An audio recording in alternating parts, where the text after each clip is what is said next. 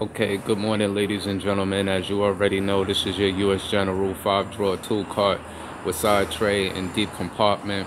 I'm going to get into this little discussion real quick as far as when you work in a professional setting or a professional shop as a technician or a mechanic. Why it's always important, to basically invest and have your own equipment and your own tools instead of having to basically rely upon, if you do work in a shop and they do supply and provide certain equipment. Okay, because shop equipment does get abused daily, especially by technicians or individuals who do not own those particular tools and items. And basically, when it comes down to you performing a certain duty or function at work, how it can possibly jam you up or stagnate you from basically completing a job.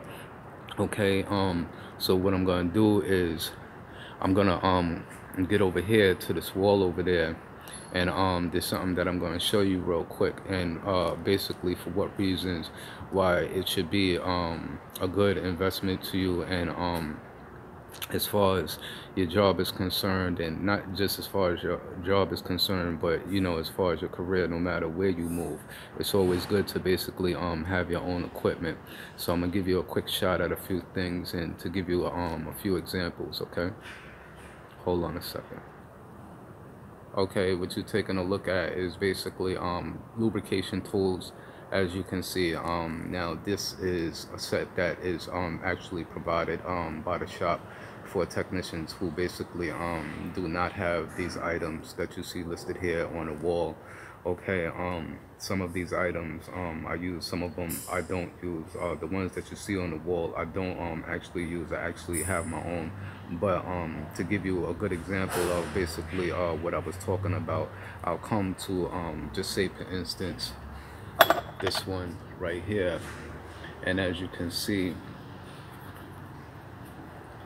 this is Mac Tools, and you see how it's basically shared off. Okay, this is mainly more used for Toyotas. Okay, now this is a 3 drive right here, so as you can see how it's mainly more rounded off. So when you're trying to release the oil filter housing, how either the extension or your anvil on your ratchet will basically slip. You don't want to strip or over tighten. Well, with this being so rounded, mainly more, you're not going to over tighten, but you're going to have a hard time and difficulty either getting it out or putting it back on. And as you can see how bad it's damaged at its head, it's still usable, even though that you see the drive is rounded off, because you can get what is this, I think like a 21mm socket. You could put a 21mm socket over it. Okay, but I'm gonna show you the difference about this right here. I believe this is aluminum, but I'm gonna show you the difference as far as what I'm saying about putting a socket over that. And we'll go to so per se, now this is one that's used for Toyotas and Scions and Lexus. As you can see, it has its teeth and it's special, but as you can see how it's bent, okay, from technicians putting a certain type of force on it, to basically remove or oil filter housing. So this is how shop equipment gets abused. Okay, so this is why you don't want to get into a situation where you're doing a job and a tool like this is actually required to complete your job, and you don't want to get stuck. Okay, so I'm gonna come back, show you something real quick. Okay, so as you can see how basically I was just explaining about that, I'm gonna come over here, and as you can see, I keep my own line. These are some of my 3 most commons that I use. So on the last previous one that I was showing you on the wall, this is the same exact 64mm right here, and actually this is a autocraft, as you can see, and this is basically used for Toyotas, Scions, and Lexus right here. Okay, give you a more closer look, as you can see. And the part number is AC1096.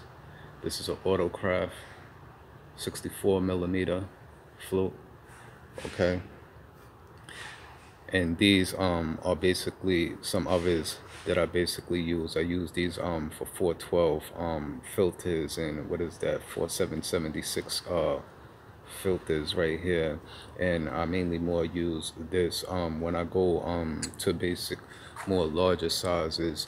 As you can see, I have a 3/8 oil filter claw here, and then back here I have a 1/2 inch.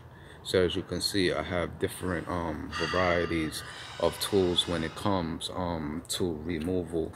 I also down here, as you can see, have another wrench to basically remove.